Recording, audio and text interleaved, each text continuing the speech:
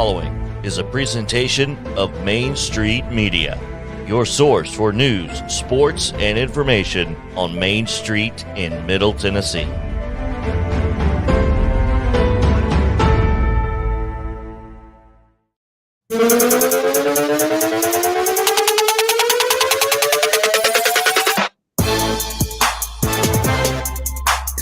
Welcome in to Main Street Sports Today, presented by Mid Tennessee Bowling. Chris Yao alongside Mo Patton, and glad to have you with us here on this Friday edition, as it is High School Football Friday, and we continue our previews of college football across the Southeastern Conference as we start the SEC West on this Friday. Should be a lot of fun. Looking forward to it. And East. Oh, that's right, East. Sorry, SEC East. Previews. It's going to be a lot of fun. We got Georgia and Missouri. So we go from top to almost bottom. It's okay. Literally covering it from top to bottom today. We won't tell those guys that, though. No, seriously, thank you guys for hanging out with us. It's going to be a fantastic show. Looking forward to it. Jordan Hill of Dogs 24 joins us at 2:15 at 3 o'clock. It's Matt Stahl of the Columbia, Missouri Daily Tribune. And we got plenty to talk about. We got some high school football that's happening tonight. Had a little bit happen last night. And we've got all kinds of things to get to. But, Mo, let me just tell you, now that high school sports are back, the rundowns, especially for Friday, get incredibly lengthy. Are nearly unmanageable. Yep. I have almost decided that it's just not worth it on some sports, put it that way. But got to be careful with that. Yeah. We've committed. And in for a penny, in for a pound. There we go. So our entire first segment could very well be the rundown. So we probably ought to. Let's just roll right in. There we go. And we'll give you today's rundown. This is the rundown. The Friday Rundown is brought to you by Chip Walters of Exit Realty, Bob Lamb and Associates. The voice of the Blue Raiders also wants to be your trusted advisor in real estate. Contact Chip at 615-542-1915 or through his website at choosechip.net. Chip Walters, proud to support youth sports across Middle Tennessee. And in Thursday night high school football action, it was Oakland 42, Hendersonville nothing, with a late field goal to upend Pearl-Cohn 17-14, and started our week off rough, didn't it, Mo? Richland down Cornersville 31-20. In volleyball action, it was Clarksville. Do what? Go ahead. In volleyball action, it was Clarksville Academy 3, Ezo Harding nothing. Lawrence County blanked Community 3-0, while Eagleville did the same to Fayetteville, and Loretto to Collinwood. Summertown also blanked Mount Pleasant 3-0. It was Murfreesboro Central Magnet 3, Tullahoma 1. And in shutouts as well, Riverdale over Cane Ridge, Columbia Central over Santa Fe, and Brentwood over Siegel. In girls soccer action on Thursday night, it was Shelbyville edging Columbia Central 2-1. Columbia Academy with a 5-3 victory over Middle Tennessee Christian. Martin Luther King and Fairview played to a scoreless draw. It was Brentwood Academy downing Franklin Road Academy 4-2. Stewart's Creek with a 4-3 win over Gallatin. McGavock 4, Hillwood 1. Hume Fogg defeated Nashville Christian 5-1. It was Mount Juliet with a 6-0 shutout over Lebanon. Siegel 7, Good Pasture nothing. Laverne and Smyrna, not Laverne and Shirley, played to a 0-0 score as well. Sycamore with a 3-1 win over Springfield. It was Page 3, Valor Collegiate 1, and Warren County 3, Riverdale 1. Oh, that was good. Pro baseball action. The Cardinals blanked the Rockies 13-0. It was the Brewers 5-3 over the Dodgers, and the Cubs defeated the Orioles 3-2, while the Braves did the same to the Mets by the same score. And Sounds action, they were postponed due to rain, and that game will be made up on Sunday. So there you go. So there was no Sounds action against the Jumbo Shrimp of Jacksonville. Not last night. High school football action tonight.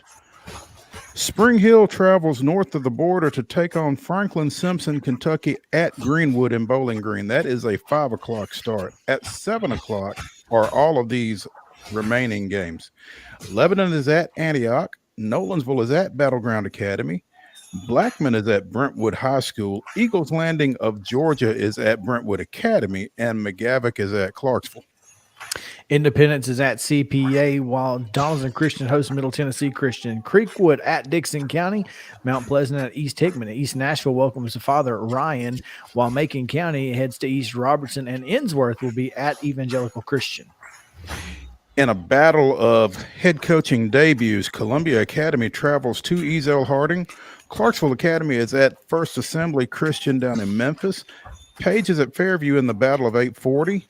Beach over in the Eastern Time Zone against Farragut. Eagleville takes on Forest. Riverdale is at Franklin. Nashville Christian visits Franklin Road Academy, and Gallatin hosts Mount Juliet. Lincoln County's at Giles County at the Brickyard. Glencliff welcomes Cheatham County. St. George's is at Good Pasture, while Greenbrier hosts Springfield. Joe Burns travels to Harp. Prep is at Hillsboro, and Kenwood is at Hillwood. Grace Christian of Franklin travels to Humboldt. Centennial goes up I-65 to take on Overton High School. It's Jackson Central Mary at Liberty Creek as the new Sumner County School makes its debut. Collinwood is at Loretto. Hunters Lane is at Maplewood. Columbia Central travels to Marshall County. Lipscomb Academy making the long drive to Milton, Georgia. And Mount Juliet Christian hosts Lookout Valley. NBA at Ravenwood tonight in a huge game. It's going to be a lot of fun. Laverne's at Rockville. Green Hill at Siegel. Smyrna welcomes Stewart's Creek. Station Camp hosting White House. Clarksville Northwest takes on Stewart County on the road. Whites Creek is at Stratford, and Lawrence County is down at Summertown. Summit will host Henry County at Centennial High School. Kinda, yeah. So make your plans accordingly. Don't go to Summit, especially if you're coming from Paris. Montgomery Central is at Sycamore. Watertown hosts Fayetteville. Clarksville Northeast takes on host West Creek. It's Portland at Westmoreland. Rossview is at Wilson Central. Friendship Christian goes to Hartsville, taking on the Trousdale County Yellow Jackets. And White House Heritage is at Warren East of Kentucky. And volleyball action tonight. It at Zion Christian at 4 o'clock. Mount Pleasant's at Columbia Central at 4, and Lewis County also at Columbia Central. That one is at 5. Hampshire is at Culleoka at 5. Zion Christian hosting Collin. I'm not sure exactly where these games. Is this these the KD are Hope part of the tournament KD Hope tournament at Columbia Central. Yes. So okay, that makes a lot more sense. At KD Hope tournament, so that means Columbia Central is hosting East Hickman at 4, Mount Pleasant, Columbia at 4, Lewis County at Columbia at 5, Collinwood versus Zion Christian at 5, and Collinwood versus Mount Pleasant at 6. That makes more sense. Yes. Also, Heritage out of Blount County is playing Riverdale at 6. Stone Memorial is at Rockvale at 6. Also at 6, it's Knoxville Halls versus Siegel. I'm not sure where these games are. So Summit meets Stewart's Creek at 7. Sacred Heart of Kentucky is taking on Father Ryan at 8. Knoxville West is playing Rockvale at 8. And Christian Academy of Knoxville is playing Siegel at 8. Where's the Sun Sphere? Knoxville. Well, then that's where those games are. Okay. All right, cool. That makes a lot more sense. Yeah. All of those games that I just mentioned are in Knoxville. So if you're not there or on the way, you're probably not going. There you go. In soccer action tonight, it's Zion Christian at Battleground Academy at 4:30. Clarksville's at Station Camp at 5. Bearden takes on Father Ryan at 5. It's Columbia Central at Tullahoma at 6. At 7 o'clock, it's Providence Christian in Lincoln County. Liberty Creek and Blackman at 8:40. It's Oakland and Greenville. Murray, Kentucky and Merrill Hyde at 8:40. And Pope John Paul II or Pope Prep and Powell also at 8:40. Saturday volleyball action. Lawrence County plays at Florence Central in Alabama. That's a 9 o'clock start. the Cougar Classic, and I don't know who these Cougars are, thus I don't know where they're playing. But University School of Nashville is playing Grace Christian of Knoxville at 9:30 a.m. Grace Christian of Knoxville is playing Middle Tennessee Christian at 11. It's at MTCS. They're the Cougars. Okay, there we go. So USN is playing Grace Christian of Knoxville in Murfreesboro at 9:30 in the morning. Grace Christian of Knoxville takes on the host Lady Cougars at 11:30. Summertown meets Crockett County at 11:30 also. At 12 noon, it will be Harpeth Hall and Girls Prep out of Chattanooga. At 1:30, Eagleville faces Grace Christian of Knoxville. And at 5:30, Summertown faces Grace Christian of Knoxville. Also, time undetermined, Crockett County is meeting host MTCS in the Cougar Classic. Again at the Sunsphere, the showdown at the Sunsphere tomorrow at 8 a.m. It's Westridge, Stewart's Creek. At 9, it's Father Ryan in Sequoia, Georgia. Also South Doyle and Stewart's Creek, Riverdale and White House Heritage. At 10 o'clock, Hardin Valley and Rockville, Lipscomb Academy and Siegel, and Loretto and Murfreesboro Central Magnet are in the tournament. They just don't have opponents or times at this time. Saturday's action at the KD Hope tournament at Columbia Central. At 9 o'clock, Hampshire takes on Columbia Academy. At 10 o'clock, Columbia Academy faces Columbia Central. Also at 10, it's Lewis County and Mount Pleasant. At 11, McEwen takes on Hampshire. At 12 noon, Lewis County takes on Columbia Academy. At 1, it's East Hickman and Mount Pleasant. Also at 1, it's McEwen and Columbia Central. At 2, Lewis County faces Zion Christian. 3 o'clock, Zion Christian and Mount Pleasant face off, and Collinwood and Hampshire. At 4 o'clock, that's the finale. Collinwood meets the host, Ladies Lions of Columbia Central. Saturday girls soccer action. Rossview and Chattanooga School of Arts and Sciences at 8 a.m. Houston and Ravenwood at 8. I don't know where these games are either. These seem to be tournaments of some sort or classics. At 9 o'clock a.m., Sayre, Kentucky at Harpeth Hall. At 10:50, it's Oakland and Powell. 11:30, Lincoln County Blackman, East Robertson and Livingston Academy at 12:40. At 2 o'clock, Chattanooga Christian is against Mount Juliet, and Father Ryan takes on Collierville. At 2:30, Stewart's Creek takes on Seymour. Merle Hyde faces Anderson County at 4:20. At 5:30, Clarksville meets Ravenwood. Also at 5:30, Houston is at Station Camp. At 6:10, East Robertson meets Concord Christian, and Pope Prep meets Oakland.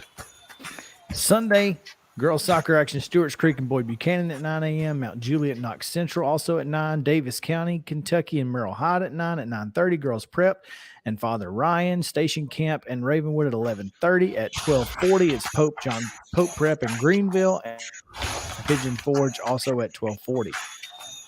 Major League Baseball series of interest this weekend. The Brewers are at the Cubs. The Reds are at the Pirates. The Cardinals are at the Diamondbacks. And in a rematch of the 2021 World Series, the Astros are at the Braves. Minor League Baseball, the Sounds in Jacksonville play a doubleheader tonight. Well, and a doubleheader Sunday. They are off on Saturday, as we discussed with Jeff Ham last week. So 4:05 starts on both of those doubleheaders today and Sunday. On NFL Network tomorrow, Tampa Bay Buccaneers are at the Tennessee Titans, and on Sunday at 7:30, it's Dallas at Nashville SC.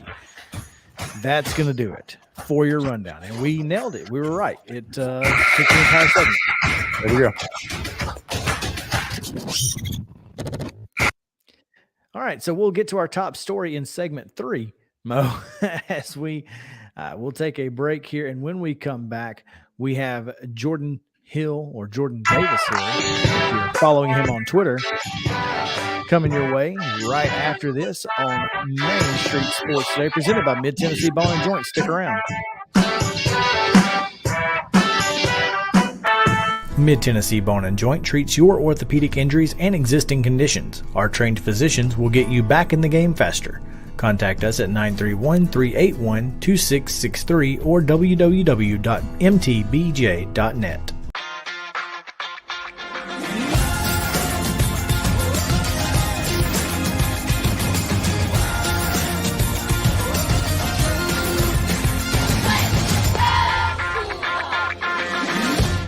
Hey folks, while we take a quick break from the show, I want to tell you about our friends over at Custom Stone Handlers in downtown Columbia. Ed Rich and his team at Custom Stone Handlers believe in leadership. And outside of the military, our greatest leader building platform is sports. Custom Stone Handlers proudly encourages young people to get in the game. You can contact them today at 931-490-4990 or visit CustomStonehandlers.com. Jones & Lang Sporting Goods here in Columbia has been outfitting teams, officials, and anybody else from T-ball to college for 50-plus years. Be sure and check them out at 931-388-8060 or online at jonesandlang.com. Jones & Lang Sporting Goods, the look of a winner. Zion Christian Academy, ZionEagles.org or 931-388-5731. You can schedule your appointment. Go tour their campus. It is beautiful over there, and you're definitely going to want to see it. Again, it's ZionEagles.org. Give them a call, 931-388-5731, and schedule your tour today. Are you an enthusiastic sports fan? Want to have fun and get in on the action? Heck yes, that'd be awesome. Have great attention to detail? Want to stay active? Definitely. Want to give back to the student athletes in your community? Obviously, yes. Then you'd make an excellent high school sports official. We need more officials in Tennessee. Because with no high school officials, there are no high school sports. Sign up today at highschoolofficials.com. Mid-Tennessee Bone & Joint has been the official sports medicine provider for Murray County Schools for more than 40 years. We specialize in orthopedic injuries, and our Ortho Quick walk-in service lets you bypass the ER. Visit us online at www.mtbj.net.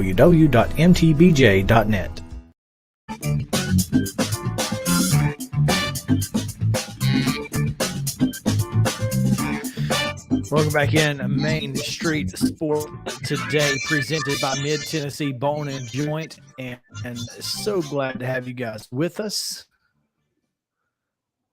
It is a Friday edition, and glad to be here on this Friday, Mo. Yeah. Hoping that the games that we go to tonight can kind of live up to the tone that was set last night. I mean, we got off to a great start, and it's a great Friday. Opening night across the state of Tennessee pretty much, so a lot of fun. But before we get to high schools, we got some college football to deal with, I guess. Yes, we do, in fact. And what better way to start our SEC East previews than with the defending national champions, the Georgia Bulldogs. And to do that, we welcome in Dogs 24/7's Jordan Davis Hill at Jordan Davis Hill on Twitter. Jordan, what's up, man? Hey, guys. I think the schedule's about like it is in Georgia as far as high schools. Everybody's getting started tonight, and just exciting time of year. Football's right around the corner and ready to go. It absolutely is. In fact, we've got a couple of interstate matchups tonight. One of our teams, Lipscomb Academy, is coming down to Milton, and Eagles Landing is coming up here to Brentwood Academy. So got some crossover stuff going on, but I don't guess you'll be messing a whole lot with high schools, huh? Nah, probably not this year, which, I mean, honestly, the last 3 years I've covered high school football in Opelika and Auburn, Alabama. So it's kind of weird. I'm kind of looking at my schedule being like, oh my gosh, I got Fridays open, but enjoying it and know it's going to get busy here soon once the Bulldogs are back going. Did you cover the championship game? The unfortunate Auburn incident? Yes. And I really wish I would have saved what my gamer looked like when it looked like Auburn was going to win that thing. But I've never in my life seen anything like Auburn Thompson a few years ago. Everything that could have gone wrong went wrong. And you want to talk about writing a game story in about 20, 25 seconds. That's what happened. I don't want to think about that. I wish I could get mine done that quick, though, Mo. I tell you what, though, I think everybody that's been in this business for any length of time has a story like that, where you just want to throw your laptop somewhere, but you can't figure out how you explain it afterwards. So, but anyway, luckily you didn't have to do that after the national championship game last year. No, I don't think that was a problem this past year. So Jordan, what does I tell you what? My first question regarding Georgia football is, was there ever any question whether or not Stetson was going to be back? It's kind of funny. I'd actually just written something about this a little while ago and going to write a story before the start of the year about it. I mean, I don't think so. I mean, I think it was a situation where he did take some time. There was probably about 8 or 9 days after that national championship that he kind of, stepped away a little bit, had a chance to kind of think about the decision. But I think ultimately you're looking at a guy that, this wasn't a situation where he was going to be a first round, second round, third round pick. I mean, it was essentially, did he want to go out and maybe, go play college football somewhere else? I don't think that was really that highly considered, or just sort of walk away on top. And I had a chance to talk to his high school coach today again for a story I'm working on for later on. And he was like, I had a lot of people asking me, what's Stetson going to do, and I was like, I think it's pretty clear. I mean, he has been told he cannot do this, he cannot do that. He came to Georgia, he walked on. He was number 22 when he got to Georgia, and doesn't exactly inspire. Oh, this guy might be a quarterback for us one day.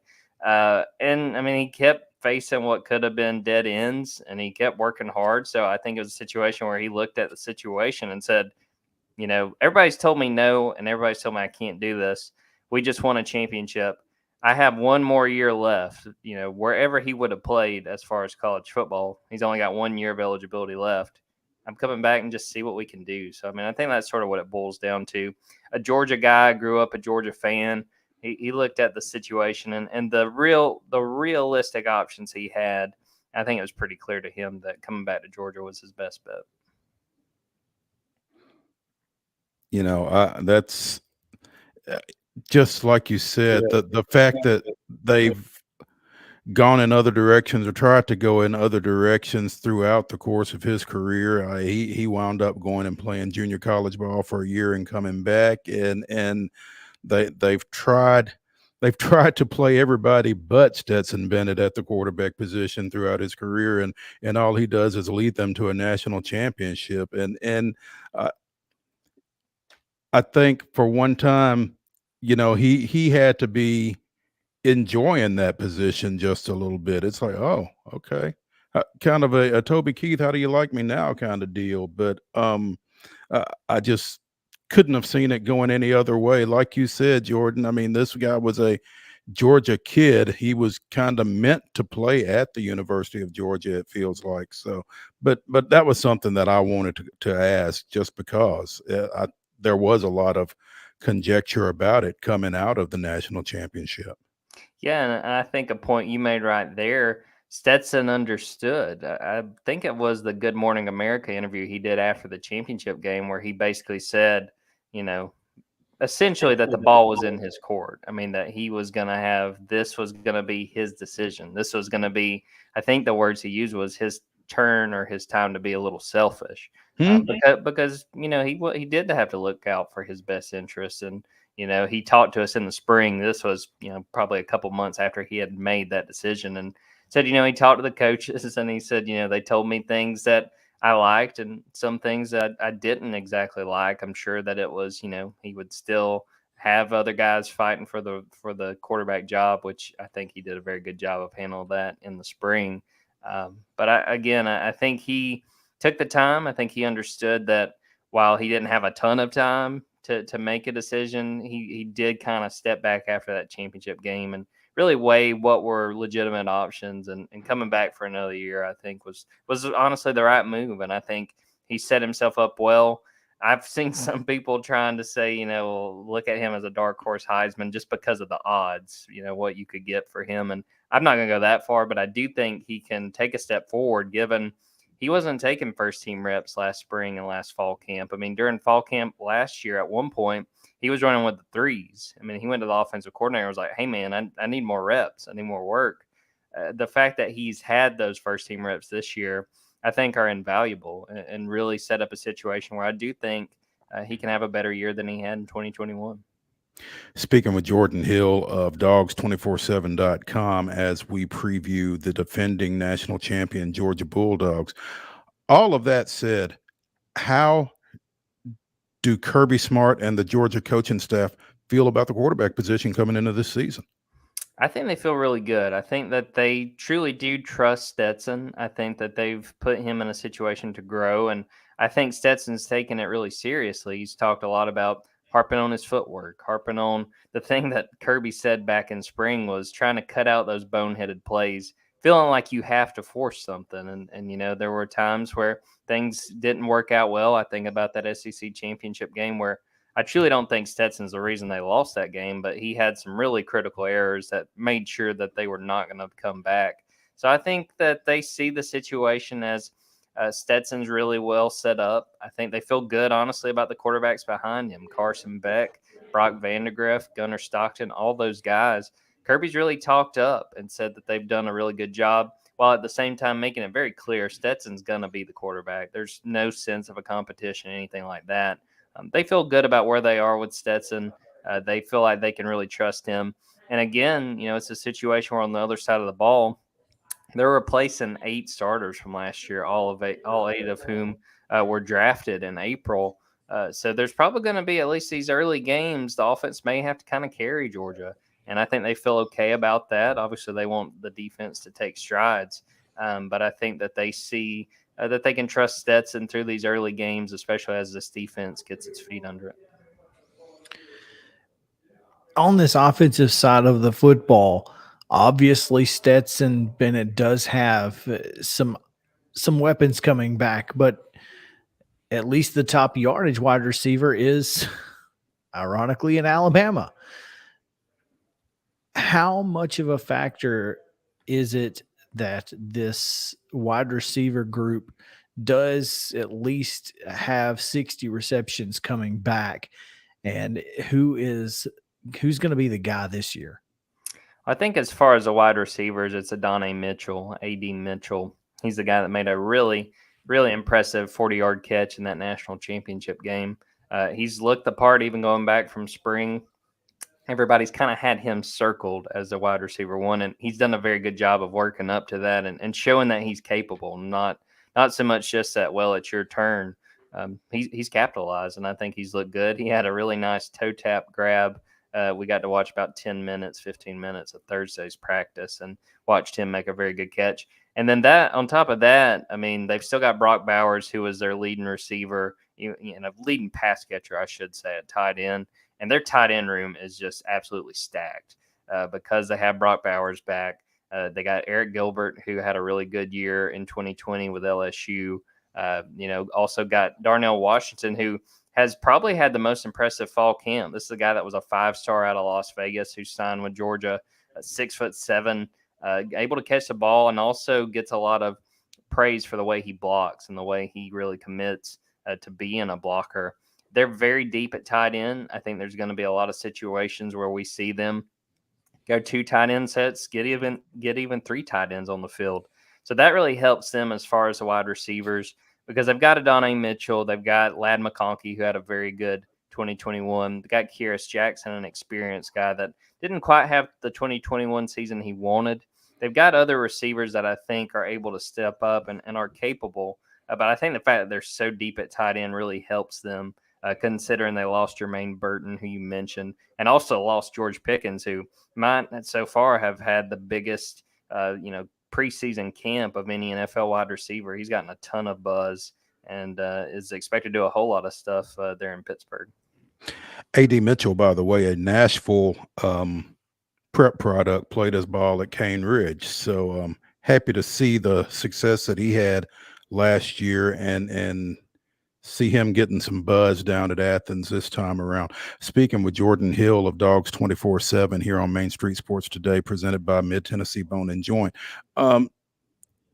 Jordan, Brock, I just lost his name. Bowers. The tight end. He created a lot of buzz last year. He runs like a receiver, but he blocks like a tight end. I mean, he's going to make things really dynamic down there, I would imagine. Yeah, I mean, that's the thing that strikes me with how deep their tight ends are and some of the options like a Donnie Mitchell that they have. I still feel like Brock Bowers is that top pass catcher. I think he proved himself. He was just a true freshman last year, and I thought made a really good argument to have won the Mackey Award as the nation's top tight end. Ultimately didn't win it. Trey McBride from Colorado State won it. But very talented guy, and I was telling some people on our message board earlier, I guess that was actually on Tuesday. We had a chance. It was our very first chance to talk to Brock Bowers. Again, he was a freshman last year, didn't really do any media. And he's not quite as big as you kind of expect from watching the way he plays and the plays he's able to make, particularly at tight end. But he makes up for it, man. I mean, I don't think the way he played last year was no fluke. I think that he's really seeing the opportunity these tight ends are going to have. I mean, he's got considerable competition at the position, although I still think it's obviously Brock as the number one tight end. But yeah, he's a very talented guy, able to make plays, like you said, kind of plays like a receiver, but isn't afraid to hit somebody either. So he's a very talented guy. And I still think as good of a season I think Donnie Mitchell is capable of having, I think Brock's still going to be that top pass target and is going to build off of what was a very, very impressive debut season in Athens. When you look at this Georgia team, obviously you said the defense is having to basically start over. Who are the names that we need to be looking for? Because this defense is pretty much all brand new. Yeah, I mean, the three names that to me, if we look 3, 4, 5 games in the season and say, all right, where is this team at? Where is this defense? Starts up front, defensive tackle Jalen Carter. This is a guy that may have been getting the most buzz, especially when it comes to the draft and his potential for 2023. A lot of people see him as a possible top 5 pick. Looks the part, played really, really well, even though he was sort of behind the Trayvon Walkers, the Jordan Davises, the Devontae Wyatts a time a year ago. Jalen's a very talented guy, and they're counting on him at defensive tackle. And their biggest question really right now is figuring out who's going to play around him and really open up opportunities for him to shine, because this guy is super talented, and I think he's primed to have a very big year. Jamon Dumas-Johnson, inside linebacker. I don't know if there's a place on this team that Georgia has lost more than inside linebacker. 3 guys from last year were taken in the first 102 picks of April's draft. You obviously had Quay Walker, Nakobe Dean, and Channing Tindall. Those guys are all gone. They desperately need some players to step up at inside linebacker. And they've had a few guys flash even going back to the spring. But Jamon Dumas-Johnson has been the guy that has consistently been the name we've heard, the guy we've seen going back to the G-Day spring game. He had 7 tackles, which led all the players. He's primed to really step up. And then probably the third guy I would say is the only one of these 3 that was really a returning starter and was counted on in a big way, and that's Chris Smith, one of the safeties for Georgia. Veteran guy. He's one of 3 super seniors on this team. He's going to be counted on because some of these spots, especially in the secondary, are going to be young, inexperienced guys. The cornerback opposite Keely Ringo is going to be a new starter. The other safety is probably going to be a new starter. Probably going to be a former walk-on Dan Jackson, a guy that got thrown into the mix last year. So I think those guys are really who I look at on defense as kind of when we get a few games under our belts, really looking at the situation and sort of using how they've played as a barometer for how this whole defense has played. Jalen Carter, Keely Ringo, and linebacker Nolan Smith, each named preseason first team All SEC. Christopher Smith, second teamer for Georgia. So, you know, for all of Georgia's losses on the defensive side of the ball, I don't think anybody's going to feel sorry for him. But you also think that with Kirby and his defensive background, they've got a chance to kind of close that gap a little quicker maybe than some other programs. Yeah, I mean, they are really at a point where I think it's fair to say, and again, we'll see how they play, but they have recruited at the level of an Alabama where it's you don't have to rebuild, you're just simply reloading. They have a whole lot of talent, a lot of 5-star, 4-star guys. They're counting on those guys to step up in a big way, and I think they're capable of it. I think that early in the year we may see some growing pains, and again, they're playing the number 11 team in the very first game, and it does help that it's essentially a home game being played in Atlanta. But they've got talent. It's just a matter of some of these guys really stepping up to the challenge, understanding what's going to be asked of them, and really rising to the occasion. At Jordan Davis, Hill Dogs 24/7 beat writer for the Georgia Bulldogs. Jordan, thank you so much for taking some time with us today. We have one more question for you, and quick answer. If not Georgia in the East, who?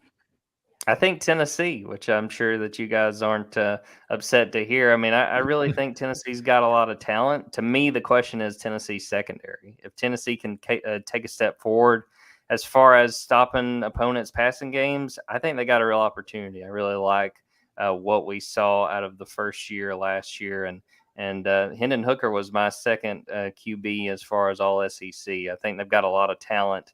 And I think that if it's not Georgia, my guess would be the Vols would be going to Atlanta. All right, there you have it. Jordan, thank you so much for your time, and we appreciate it. Yeah, anytime, guys.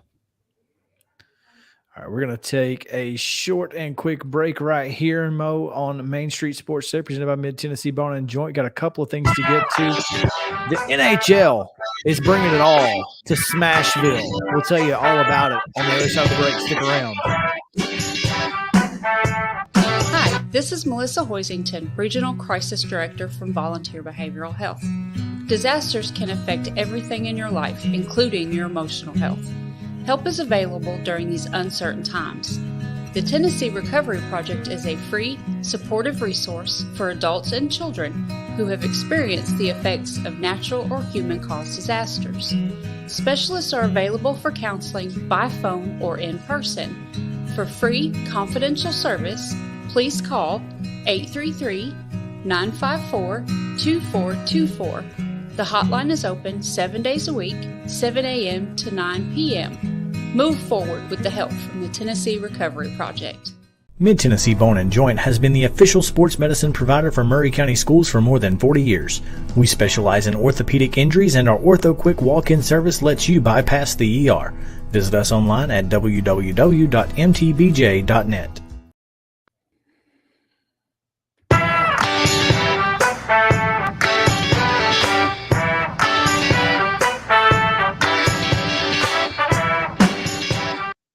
Welcome back in Main Street Sports Today, presented by Mid-Tennessee Bone and Joint. Mo, got a lot of cool things going on in the world of Nashville. We just finished up the Music City Grand Prix not too long ago, and of course, every big event in the country wants to be here. You know what they say? Nobody throws a party like Nashville, and the NHL has apparently taken note. It was announced earlier this week that the 2023 NHL Awards and the 2023 Upper Deck NHL Draft. I did not realize that they had sold the naming rights to the draft. But anyway, will both take place in Nashville in June. It marks the first time that they've both been held in the same city since 2006 when Vancouver hosted them. So that seems pretty good.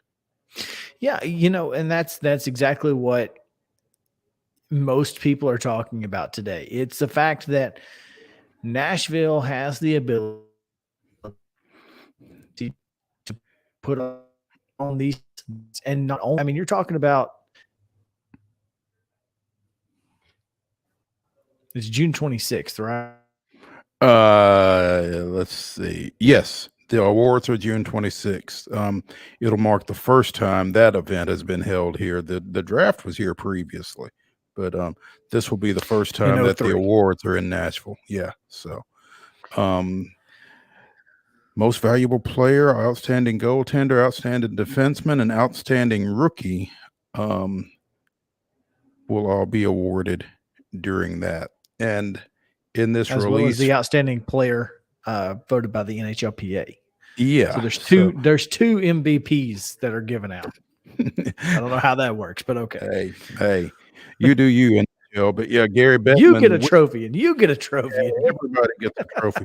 We are thrilled to bring two of our marquee events, the 2023 NHL Awards and the 2023 NHL Draft. Gary Bettman didn't get the message about the naming rights, to Nashville, a special city that certainly knows how to throw a great party. So There you go. There it is. Look, there's no question. And one of the cool things about Nashville is that you can throw a party in one part of the city and it doesn't mess with the other parts.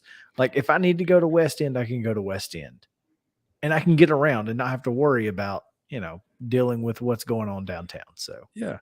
Previously, in addition to the 2003 NHL Draft, Nashville has hosted the 2016 NHL All-Star Weekend. Obviously, the Stanley Cup Final in 17 would love to host another one of those, and the 2022 NHL Stadium Series game. So Nashville has been on the NHL's radar for a pretty good while, obviously. And that's, obviously hockey in the South gets its sometimes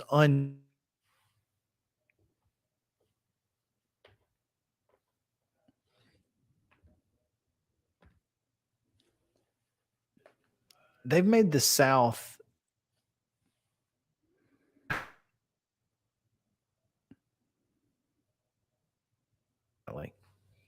Still there? Are you there? Yeah, I'm here now. Sorry. Okay. They've made hockey in the South cool. Yeah, I mean, and again, as transient a city as Nashville has become, not everybody here are Predators fans, especially where we originate from. A lot of Red Wings fans, a lot of Blues fans. I mean, there are a lot of hockey fans, not just Preds fans, and I think that has really helped develop this city into a hockey town, develop this area into a hockey town. So. Smashville, baby. Coming your way. I love it. Yeah, no doubt. Other news across the mid-state, obviously high school football got underway last night, and we saw a great football game. Obviously, we talked to Kevin Creasy. He may want to talk to us every week after what they did to Hendersonville last night. Yeah, that one, not much of a contest, 42-0 the final there, and haven't heard a whole lot about it because we were a little busy, but 42-0 over a traditionally pretty good Hendersonville team. And a team coming off of a Final Four appearance, right? Yeah. They lost to Summit in the state semis last year. No, they lost quite a bit from that team, including their bell cow running back, but it's still Hendersonville. They're a team that can typically reload too. So it just goes to show what Kevin Creasy has done over in Murfreesboro. Well done to them. Cane Ridge last night with a 17-14 win over Pearl Cone, and full coverage from Tyler Palmatier on MainStreetPreps.com.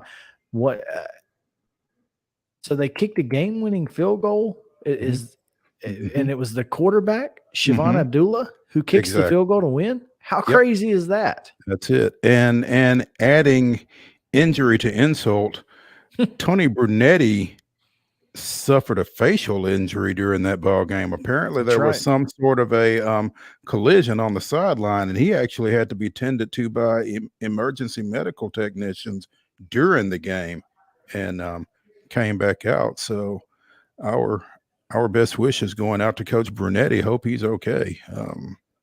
He's a tough guy, though. He'll be all right. Yeah. Abdullah threw for 155 and a pair of touchdowns on 15 of 23 passing. He had a kickoff that was a touchback and averaged 36.8 on a punt or on punts. That's pretty literally solid night. That's literally winning the pass, punt, and kick contest. It's punt, pass, and kick, but yes, whatever. He did it all. He did it all. Good night for him. And that's the adrenaline that you've got going as a quarterback. How you settle yourself to kick or try the game-winning field goal is kind of intriguing to me. But he managed it. So. I guess if you need anybody, if you're going to have any other position player be your kicker, a quarterback, a guy who's supposed to be cool, calm, and collected, being that guy, I guess it could be worse. Yeah, absolutely. Absolutely. But, that sounds like it was obviously 17-14 game-winning field goal inside the final, 20 seconds or whatever it was? I think so. Great way to get the season started. I mean, that's a great ball game. No question. We saw something similar.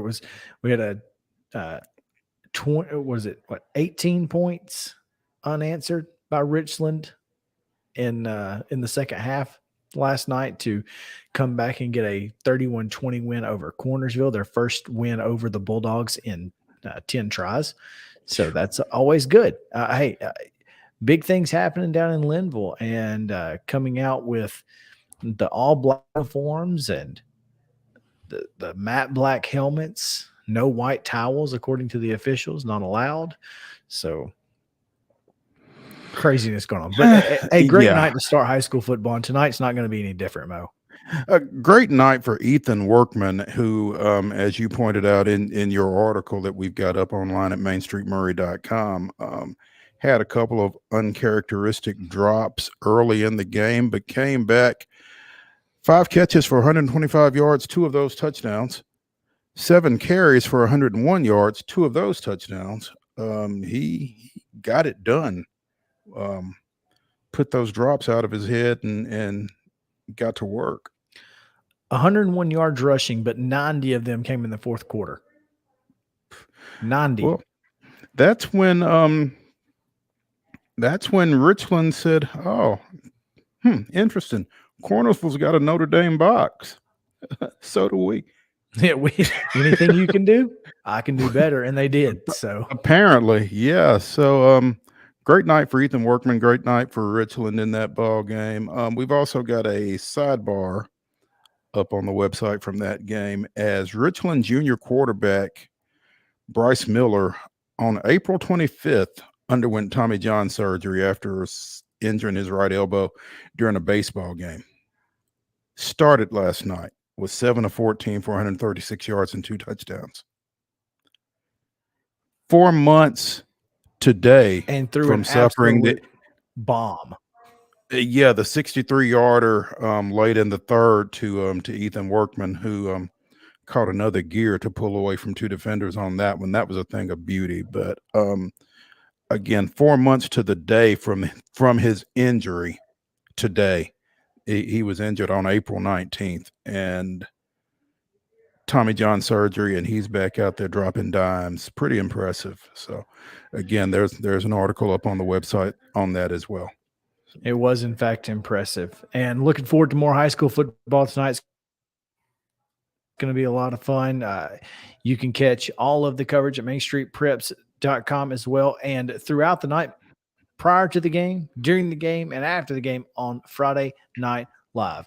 And so we will let Justin play a little video to tell you all about Friday Night Live. And when we come back after that, we'll talk a little Atlanta Braves baseball right here on Main Street Sports Day, presented by Mid-Tennessee Bone and Joint.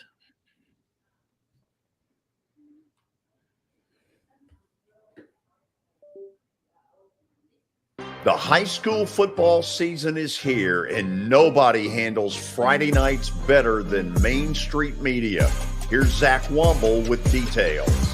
That's the name of the game here at Main Street Media and Main Street Preps. Is, we've been doing this for a long time now, and I think you hit on it. We've got an army of reporters across all of Middle Tennessee. I think there's about 130 schools in the Middle Tennessee area, and we try to cover all of them. We cover about 11, 12 counties at this point.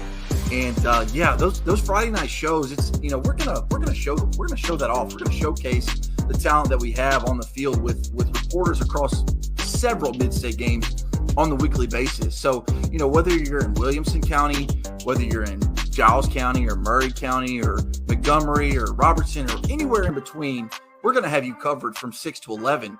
Friday Night Live is presented by the Tennessee Highway Safety Office, where fans don't let fans drive drunk.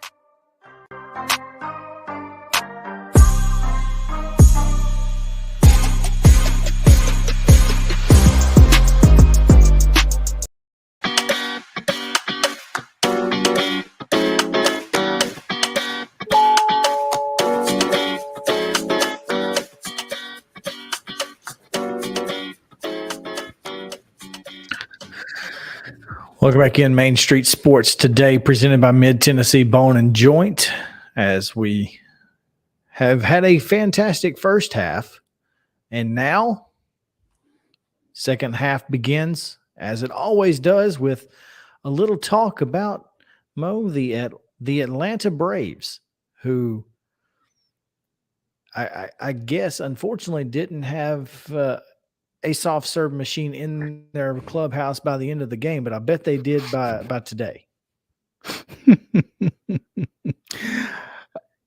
I'm just trying to wrap my head around the fact that a bunch of grown men are that excited about soft serve ice cream. Okay, but wouldn't you be? Honestly, I'm not a big soft serve fan. Well, then today is not your day, Mo, because do you know what today is? Today is National Soft Ice Cream Day. True story. Oh my goodness. Where it is. Wow, that's pretty incredible. I wonder if the Braves knew that. I wonder if AA knew that today was National Soft Ice Cream Day. I gotta say that was hilarious. That's pretty impressive. I mean, when Travis d'Arnaud and Kenley Jansen are chanting ice cream coming off the field after closing out that 3-2 win last night, that's pretty amazing. So for those who don't understand, apparently the Atlanta Braves were on a road trip in Miami, and inside the Marlins clubhouse, they have a soft serve machine. And was it now? Is it in the visitors clubhouse as well, or I mean, how would they have known about it? Or that's exactly that's what I'm saying. Or were the Marlins just kind of ribbing them? We got ice cream and you don't. I guess that's possible. In one of the clubhouses, if not both, there is a soft serve machine. And last year, the Braves had a soft serve machine inside their clubhouse. Well, apparently, it was taken away for whatever reason. I don't know. How you gonna take anything away from the defending world champions? It might have broke, and they had to take it to fix it, and they just didn't take it back. Oh, so it was a McDonald's. It was a McDonald's soft situation. serve machine. I don't know. All I know soft serve's out of order. Yeah, okay.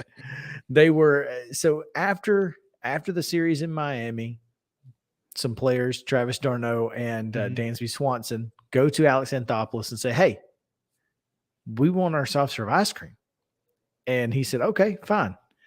We'll bring it back if you win 3 out of 4 against the Mets in the next series." And they said, done. They said, bet. Here's my question. Austin Riley just got 10 years for 212. Michael Harris just got 8 years for 72. Matt Olson got 8 years for 160. The money that's in that clubhouse, couldn't somebody buy a soft serve machine? If you really wanted one, but if you really wanted one that bad and you were going to buy it, you're going to put it at your house, right? With the good ice, right? With a good Sonic ice machine, absolutely. Yeah. But yeah, Braves take 3 or 4 from the Mets and beat Jacob deGrom doing it. I mean, I think that's and you don't want to get nitpicky and you don't want to get greedy, I don't guess, but could have swept. No question, the Braves had their opportunity in this series to take all 4 games. Now, obviously, not a great night on Wednesday. Offense finally woke up a little late. Wasn't a great night for 9 innings. Get again, not a great start from Jake Odorizzi, unfortunately. Waiting for him to really carry his part of the bargain. But yeah, you got to be really pleased with 3 out of 4, I think, against the division leader. Yeah, no question. And now the Braves now sit 3.5 back rather than 5.5 back. So again, a 2-game swing there, where the Braves are able to gain a little ground.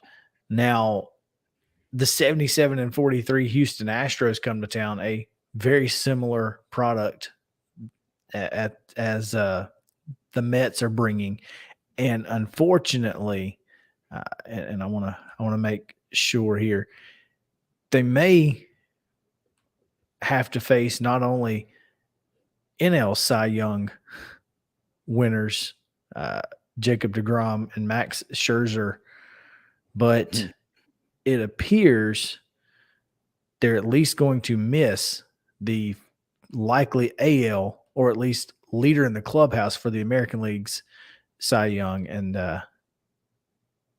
against Houston. So, are you referring to Verlander? Justin Verlander, yes. Yeah, it looks like the Astros are starting Christian Javier tonight against Spencer Strider. Is that right? I think that's tomorrow. Right, tomorrow. Okay. Yeah, my bad. Lance McCullers tonight. Christian Javier tomorrow, and Jose Urquidy. Is that how you pronounce that? I don't know. Sure. Yeah. On this show, we just guess. Anyway, yeah, it looks like they miss Verlander, and that's never a bad thing. Yeah, no doubt. After this series, the Braves, it doesn't get any easier until you at least, well, I guess the Pirates, but you got to go on the road to face Pittsburgh, and that's never, easy, especially when you got apparently Odorizzi going again. But maybe Odorizzi will hit his stride against a Pirates team that hasn't been great. Well, someone mentioned to me last night, even if Mike Soroka, whose next rehab start is set for Gwinnett on Sunday, I believe, if he was to find his way back to the big league club, Odorizzi, who was a pretty big part of that Houston postseason team last year as a kind of an inning eater, a long reliever in coming out of the bullpen. So he still has value either way. Yeah. I mean, I don't think he is without value. I just think that he's really gotten off to a rough start here in his first 3 outings for the Braves. And it's been, the timing hasn't been great because, again, if he gives you anything on Wednesday, you've got a shot at sweeping that series. And that would have been nice. Excuse me. Certainly. But again, it's kind of hard to ask him to go toe-to-toe with Max Scherzer. And hey, Jake's driving a Mercedes too, right? That's what they say. That's what they say. Yeah. Unfortunately, speaking of driving, Marcell Ozuna, who is not in the lineup tonight and hasn't been for the last almost week, did not listen to George Plaster's last promo there about and was arrested early this morning after 4 a.m. 4:39 in Gwinnett County for, I don't know how he ended up there, on suspicion of DUI.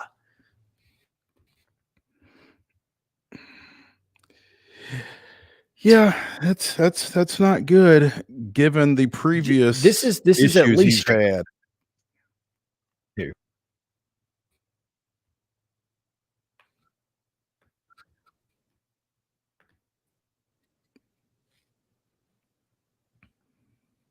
You there? Okay. Yeah, there we go. If his on-field play, if Ozuna's on-field play, his poor bat this year and his obvious arm issues are strike 1. Strike 2 happened last year. This could be strike 3. But in every year that Ozuna gets arrested, the Braves won a national championship, World Series. The Braves won a World Series. So taking one for the team, maybe. Perhaps.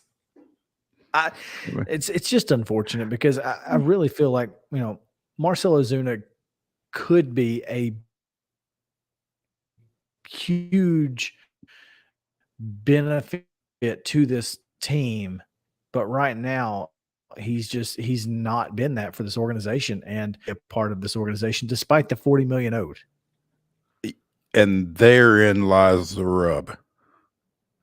Because for everybody that's saying just release him, well, we're not going to cut loose a guy and pay him $40 million to not play. So colleges do it all the time. I'm just saying.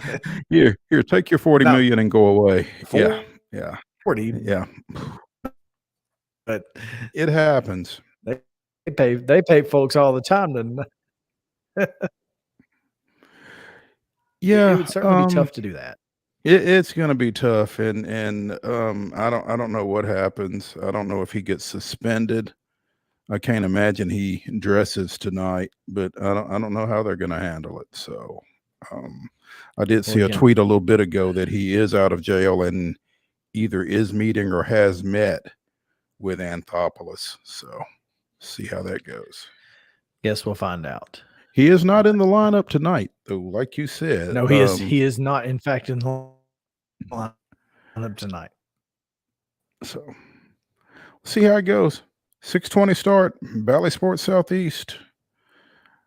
Hopefully, we can catch a little bit of it before we get into our respective games. Fox tomorrow night. Oh, that's lovely. Fox tomorrow night. So check that out. All right, we're going to take a quick break, but before we do, we have to tell you what happened this day in Braves history. August 19th, 1992, Tom Glavine scattered 7 hits over 8 1/3 innings and struck out 6 as the Atlanta Braves won 4-2 at Montreal, back when they had a team. It marked Glavine's 13th consecutive victory, improving the left-hander's record to 19-3 on the season. The Braves took a 2-0 lead on Jeff Blauser's 3rd inning home run off Chris Nabholz before Glavine picked up the final 2 RBIs on a 7th inning base hit and a squeeze bunt in the 9th. Hashtag pitchers at rake.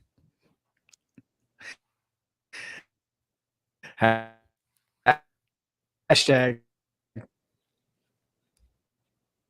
pitchers who rake. Gotta love it. We have with us Daily Tribune, that is Columbia, Missouri, not Tennessee. So when we come back, we'll talk about the Missouri Tigers right here on Main Street Sports. Tennessee Bone and Joint. Stick around. Mid-Tennessee Bone and Joint treats your orthopedic injuries and existing conditions. Our trained physicians will get you back in the game faster. Contact us at 931-381-2663 or www.mtbj.net.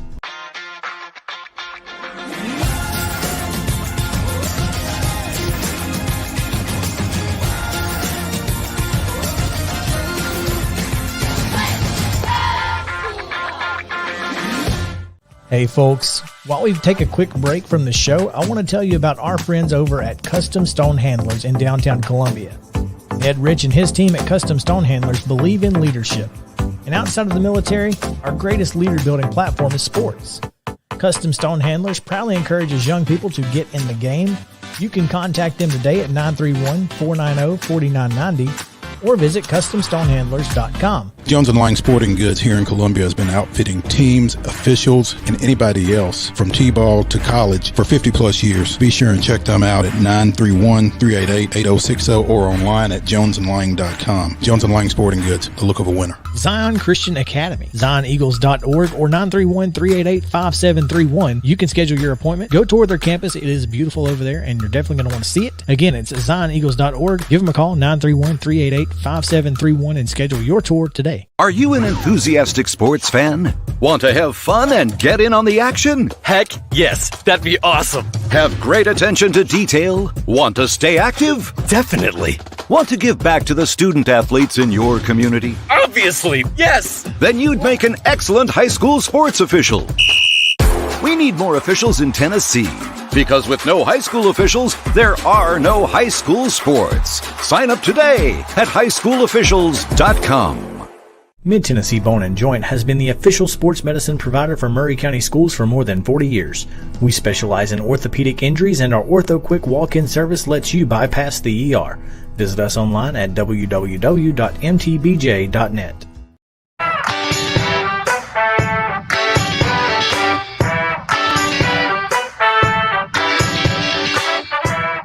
Welcome back in. Thanks for joining us here on Main Street Sports Today, presented by Mid-Tennessee Bone and Joint. From preps to pros, this is Main Street Sports Today. We've got you covered all the way from high school until retirement, and a lot of times, in a lot of cases.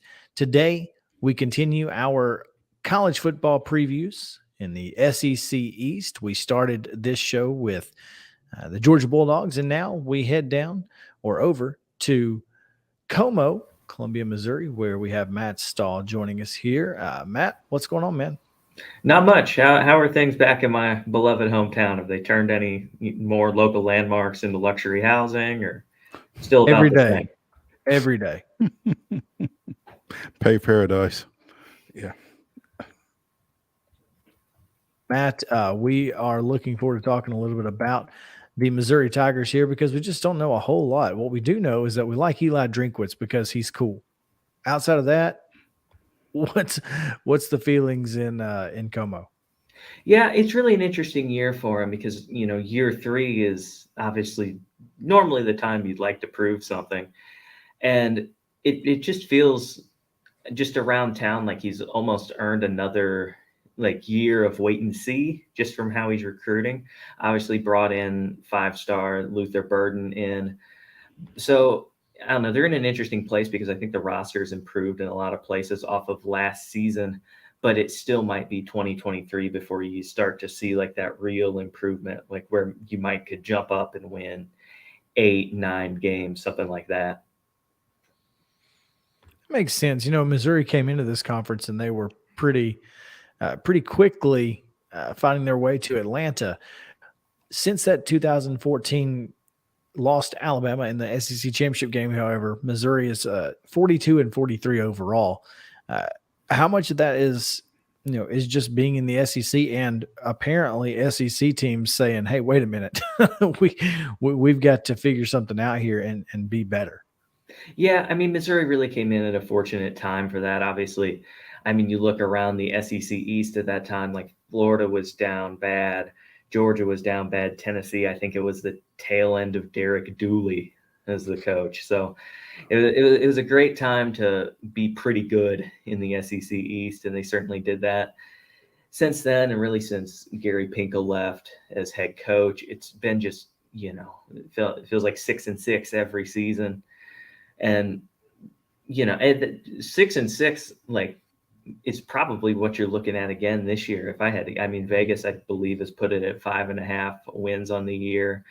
Now that they've named a starting quarterback in Brady Cook, I think I feel a little more confident that they'll make it to that 6-7 game bowl eligible tier. Well, what is it you like about Brady Cook that makes you say that, particularly as he comes in behind Connor Bazelak, who looked pretty good at times last year, but took off, and he's at Indiana now. Yeah, he looked good at times. He was just hurt for so much of the season.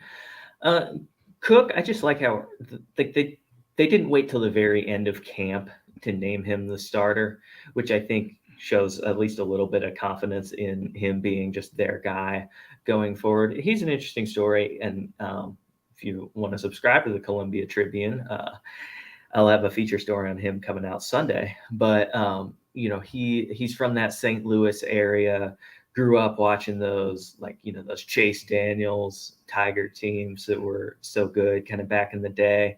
And he's just always I talked to his high school coach, and they said day one he came in and they handed him all a questionnaire, and he put his end career goal was be the starting quarterback of the University of Missouri. So he's got that going for him. It seems like the fans really like him. But he throws a pretty ball. He's sneaky athletic. You saw he started the bowl game last year, the Armed Forces Bowl, where they lost to Army when they were fairly shorthanded.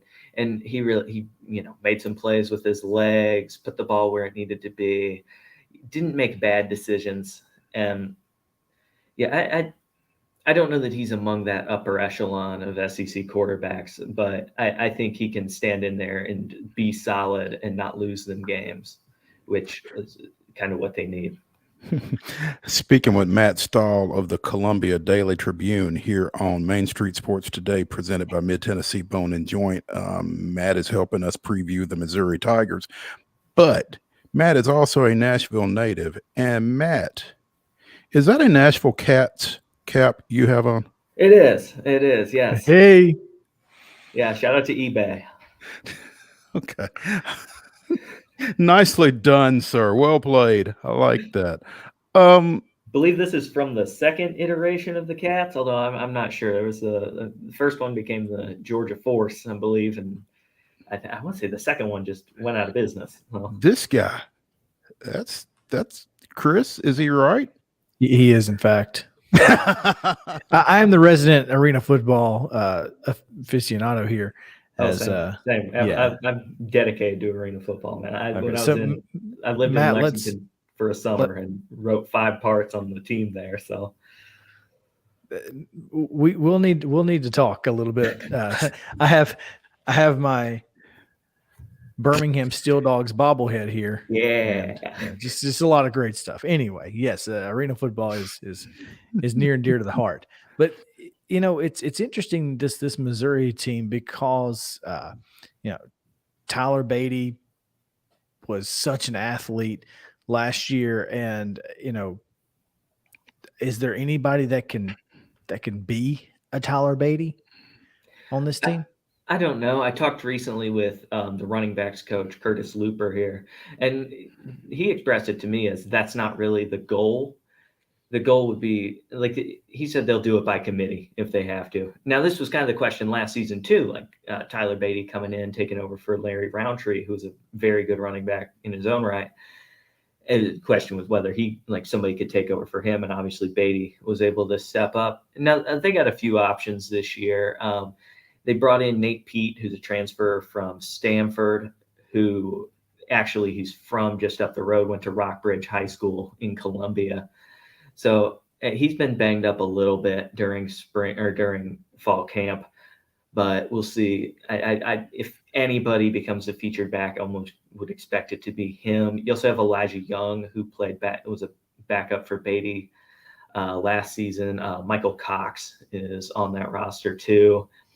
The interesting one to me that I had, he actually led all of college football in rushing yards last season over at Truman State, which is down the road in Kirksville, Missouri. Cody Schrader, who's coming in, I believe he's a walk-on still, but with some other guys being injured, 4-star freshman Tavoris Jones has been banged up a little bit too in camp. Eli Drinkwitz said Schrader has been about the most consistent running back in the room. So I guess we'll see. Defensively, Matt, it looks like Missouri was particularly busy in the transfer portal with defensive tackle coming in, Jayden Jernigan out of Oklahoma State, linebacker from Florida, Tyron Hopper, and a defensive back, Joseph Charleston from Clemson. So kind of rebuilding through those transfers, or trying to. Yeah, I mean, they had to get better. I mean, you look at the beginning of last season, like they couldn't stop a nosebleed. They were horrible. But, towards the end of the season, they got a lot better. They made a change at defensive line coach midway through, and that seemed to help. They also have a new defensive coordinator this season with Blake Baker taking over, and he's changing up the scheme slightly. I think he's making it a little more simple for everybody.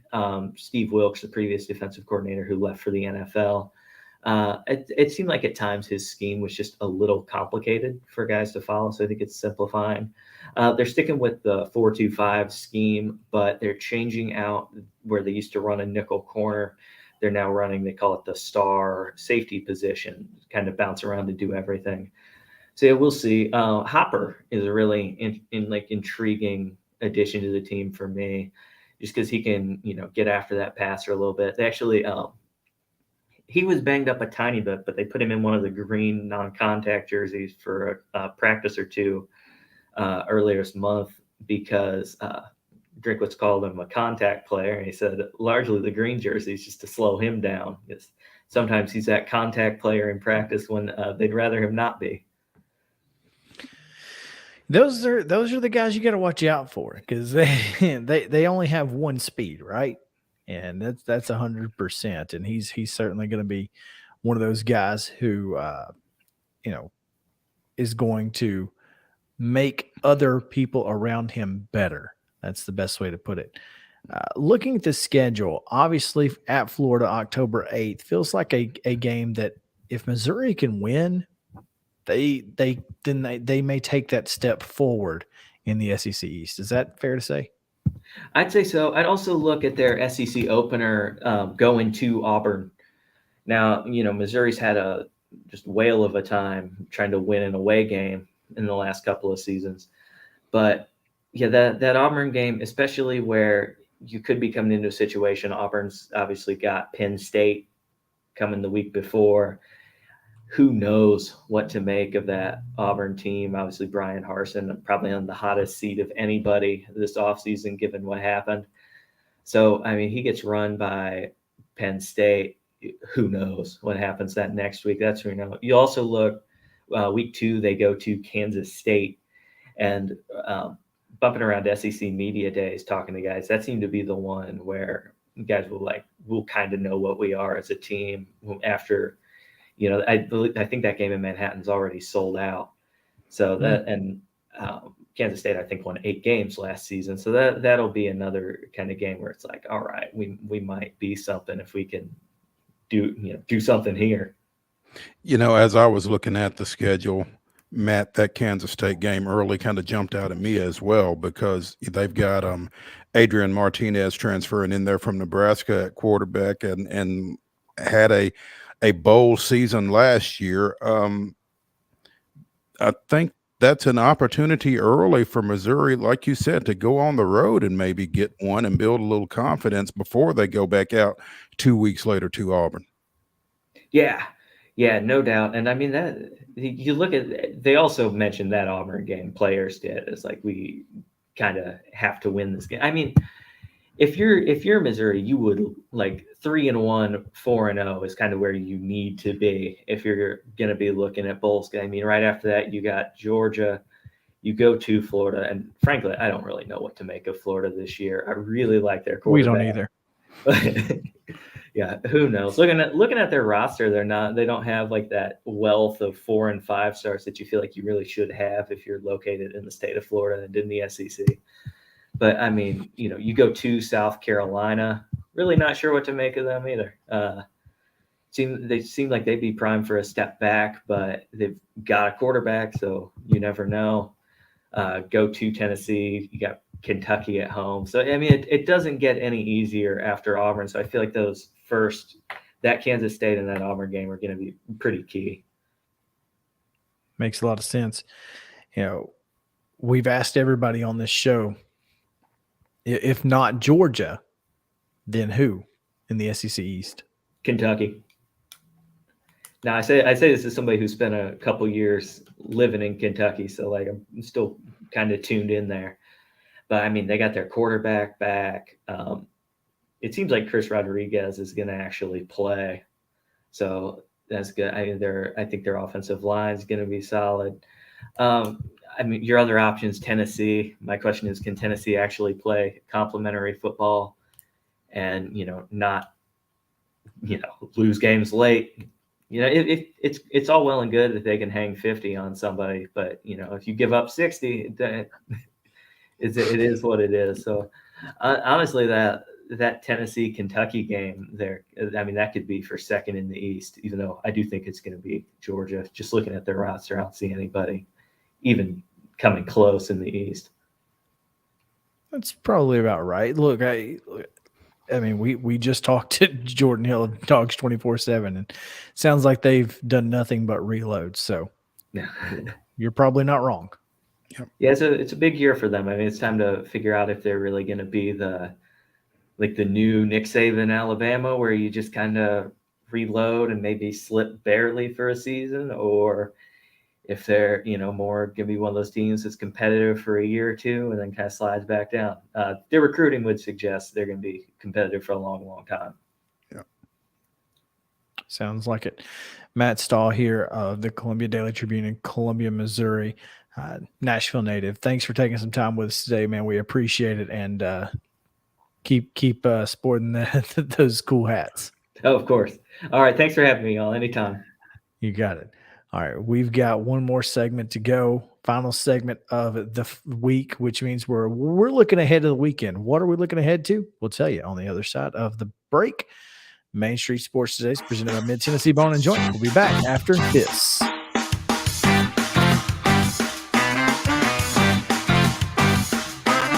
Mid-Tennessee Bone and Joint treats your orthopedic injuries and existing conditions. Our trained physicians will get you back in the game faster. Contact us at 931-381-2663 or www.mtbj.net.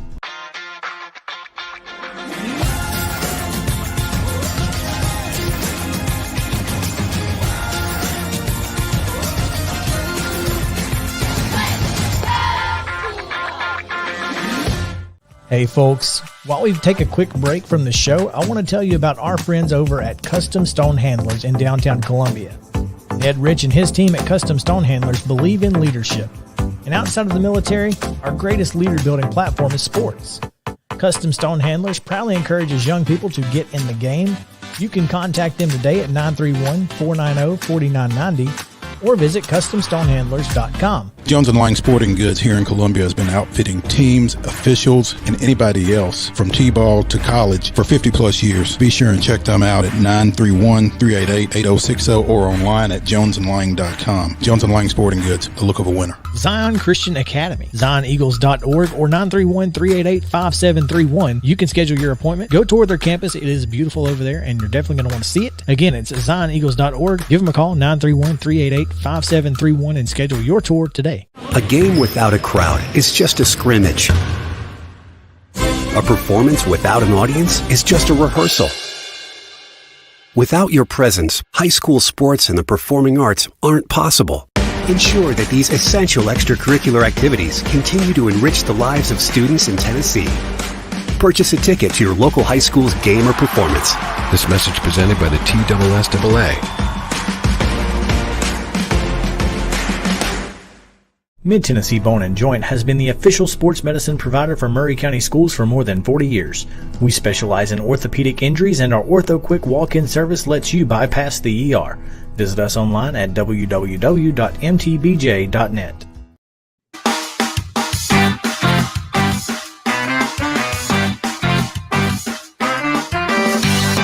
Welcome back in Main Street Sports Today, presented by Mid-Tennessee Bone and Joint. Chris Yao, Mo Patton, Justin Kulik coming to you from across the mid-state. Mo and I here in Columbia. Justin up in, I have no idea where Justin is. He's probably at home, if I had to guess. And I wouldn't blame him if he is. Are you at the office today?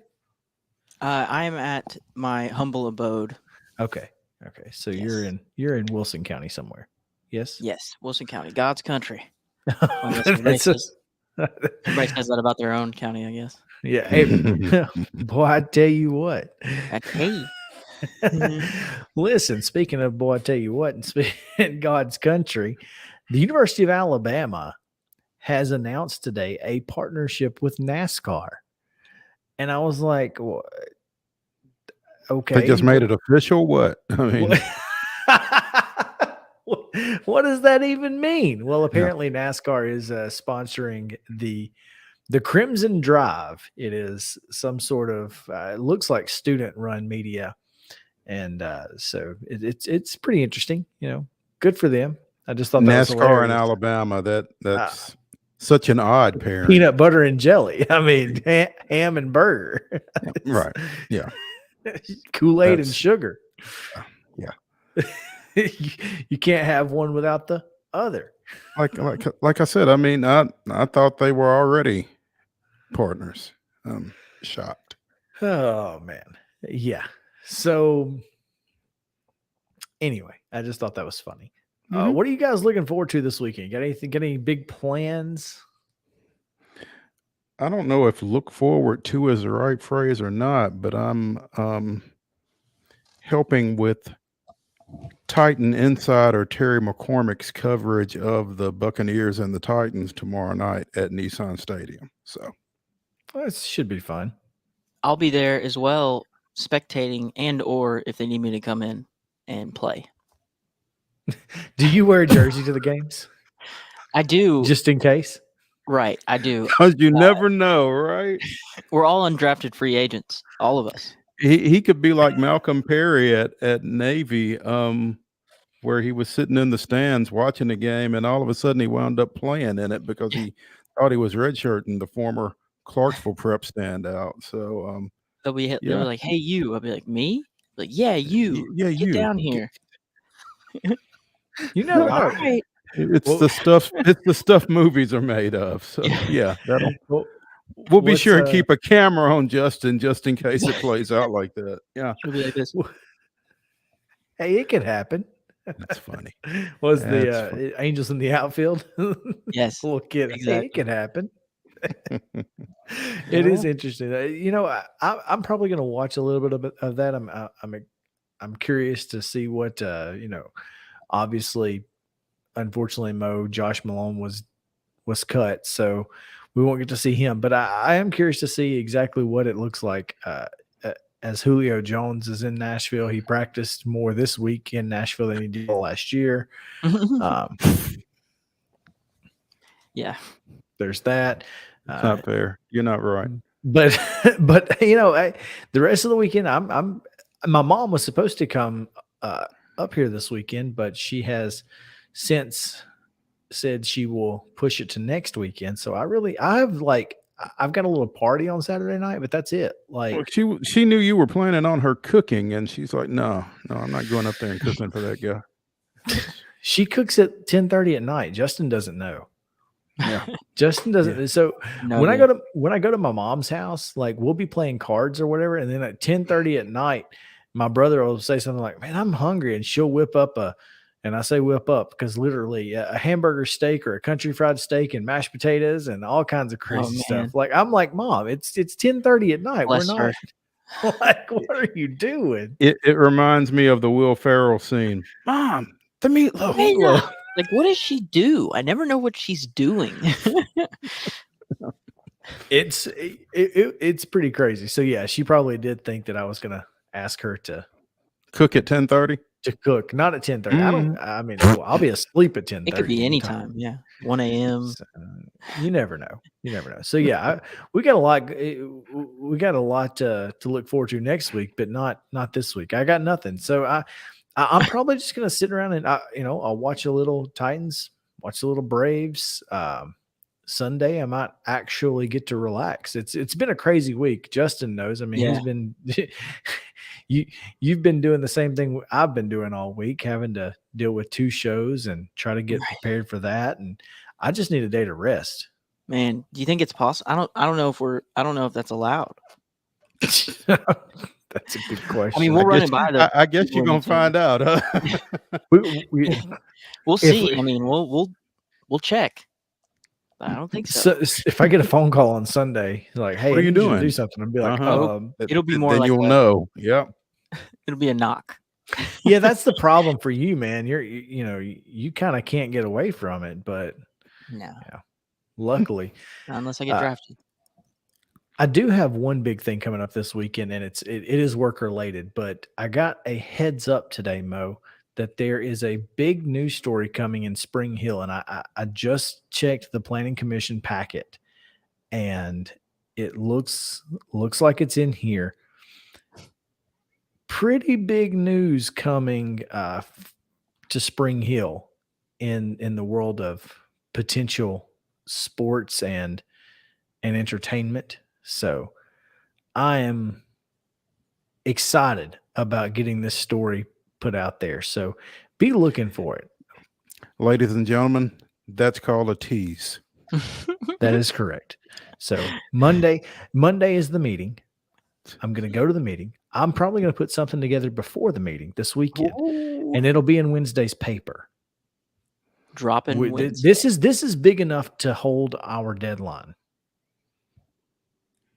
So, have you spoken to Alicia about that? I've spoken to our editor. We'll see what we'll see.